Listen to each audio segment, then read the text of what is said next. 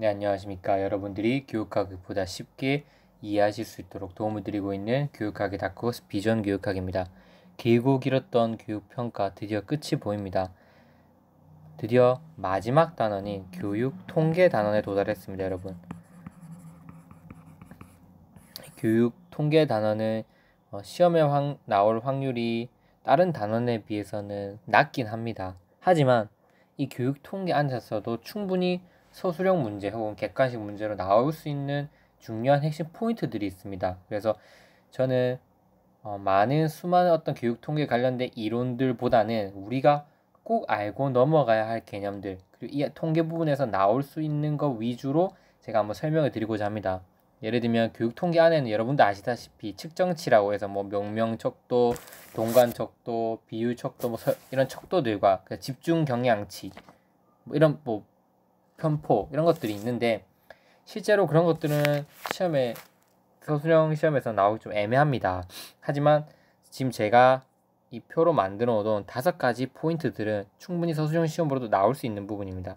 여기 첫 번째를 함께 보시면 백분 점수, 백분위 점수, 표준 점수, 원 점수에 대한 정의와 개념을 명확하게 알고 있냐, 이건 물어볼 수 있거든요. 충분히 각각 정의가 다 다릅니다. 백분 점수는 뭐고 백분위 점수는 뭐냐, 이거 정의에 대해 모르신다면 한 번씩 짚고 넘어가야 됩니다. 그래서 정규 분포 곡선을 가정해서 어떤 자료를 주고 그 자료 안에서 이러한 포인트 점수들을 도출해서 학생들에게 지도 및 조언을 할 수 있냐, 이런 식으로 문제 서술하는 방식이 있을 수 있고요.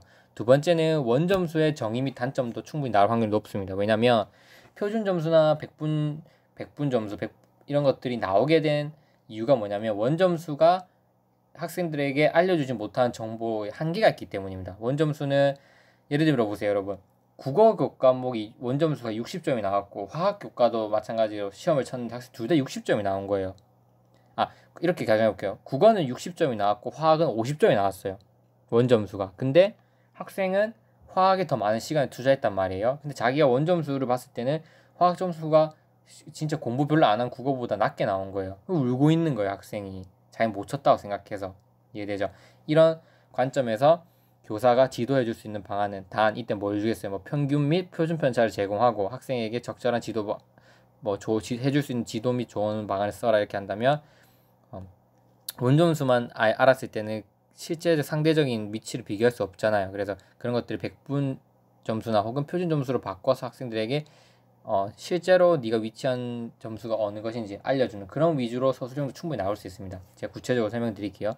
세 번째는 표준 점수의 정의와 기능도 나올 수 있습니다. 이런 원점수가 가지고 있는 문제점을 극복하기 위해서 나온 게 표준 점수고, 이 표준 점수의 정의가 정확히 뭐고, 그리고 이 표준 점수가 하는 기능들이 다양한 기능들이 있지만 서술형을 쓸 수 있는 기능을 딱 2가지로 집어서 학습하고, 그 다음에 이 표준 점수는 다양한 표준 점수들이 있습니다. 종류들이 하위 표준 점수들이 있습니다. 그래서 평균을 0으로 보고 표준 편차를 1로 볼 수도 있고, 이 표준 점수의 평균을 100으로 보고 표준 편차를 2로 볼 수도 있고, 그건 다양하게 상황에 맞게 쓰거든요. 거기에 따라서 Z 점수, T 점수, 그리고 마지막으로 스테나인 점수, 이 3가 표준 점수의 하위 요소인 Z 점수와 T 점수와 스테나인 점수에 대해서 한번 살펴보도록 하겠습니다.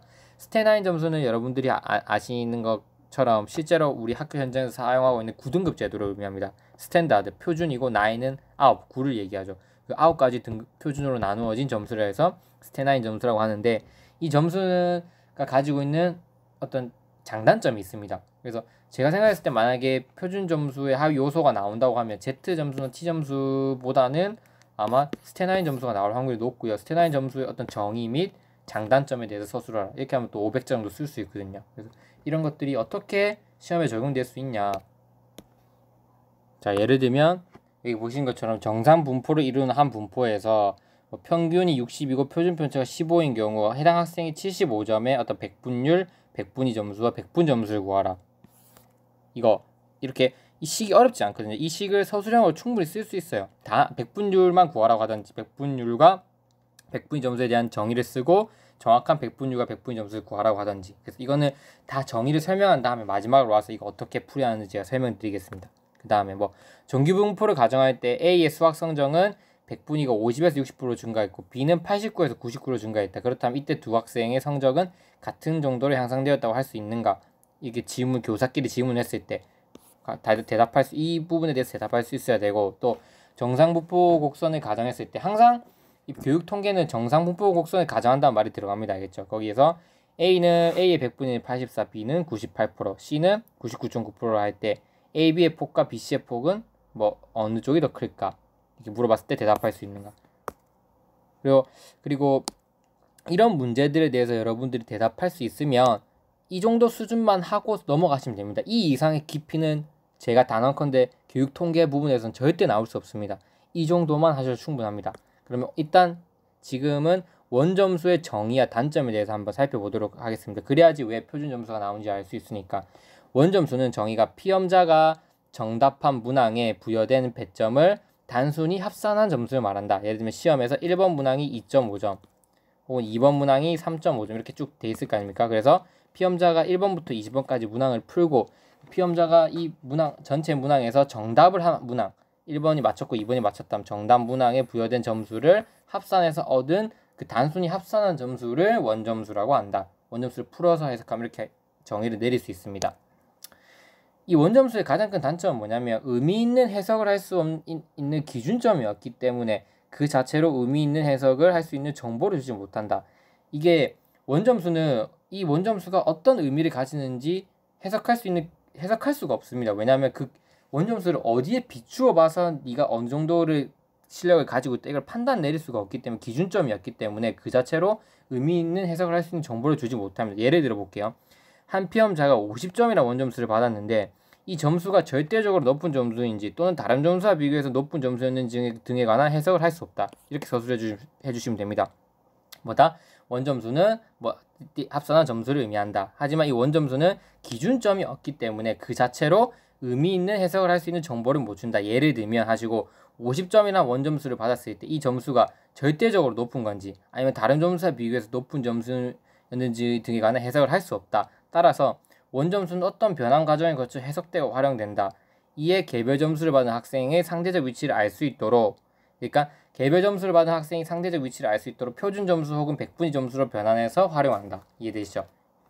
그래서 원점수로는 의미 있는 해석을 할 수 없다. 왜? 기준점이 없기 때문에. 그렇기 때문에 백분 점수나 표준 점수나 백분위 점수로 환산해서 상대적 위치를 알 수 있도록 학습자들에게 정보를 제공하는 거다.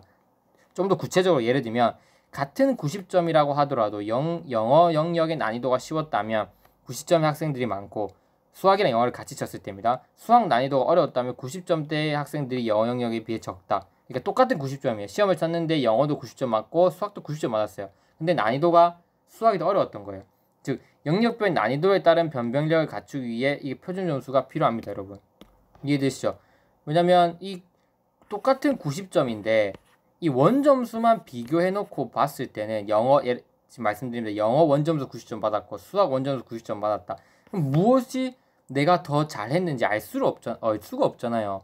학생이 알고 싶은 거예요. 내가 투입한 시간, 내가 학습에 투입한 그 노력의 어떤 노력과 투자한 시간 대비 내가 얻은 결과물이 도대체 무엇이 더 높은지를 원점수만 비교했을 때는 알 수가 없다는 거예요. 그래서 난이도에 따라서 이 원점수가 90점이 잘한 걸 수도 있고 혹은 90점이 못한 걸 수도 있잖아요. 맞죠? 난이도에 따라서 이 시험이 어떤 변별력이 있었냐 난이도에 따라서 이 90점은 좋은 점수일 수도 있고 안 좋은 점수도 있잖아요. 맞죠? 그거를 뭐라 표현하냐면 난이도에 따라 변별력을 갖춘다는 겁니다. 그래서 난이도에 따른 변별력을 충분히 알아보기 위해서 표준 점수가 필요한 거다. 이렇게 해석하시면 됩니다. 이해되죠? 그래서 원점수는 다시 한번 말씀드리면 이게 정의다. 피험자가 문항에 부여된 배점을 단순히 합산한 점수를 얘기하고 이 원점수는 기준점이 없기 때문에 그 자체로 의미 있는 정보를 학생에게 제공해주지 못한다. 따라서 학생이 상대적 위치를 알기 위해서는 표준 점수와 백분위 점수를 학생에게 제공해줘야 된다. 예를 들면 같은 90점의 영역 점수를 받았다고 하더라도 난이도가 높으면 그 90점이 잘 받은 점수일 거고 그 90점이 난이도가 낮았다면 그 90점이 잘한 점수가 아닐 수도 있다는 거죠. 그래서 그 난이도에 따른 이 점수가 정확히 어느 정도 수준인지 알기 위해서는 표준 점수와 백분위 점수를 제공해야 된다. 이겁니다. 이해되시죠? 그래서 결국 이따 강의 끊고 표준 점수와 표준 점수의 기능에 대해서 구체적으로 한번 살펴보도록 하겠습니다.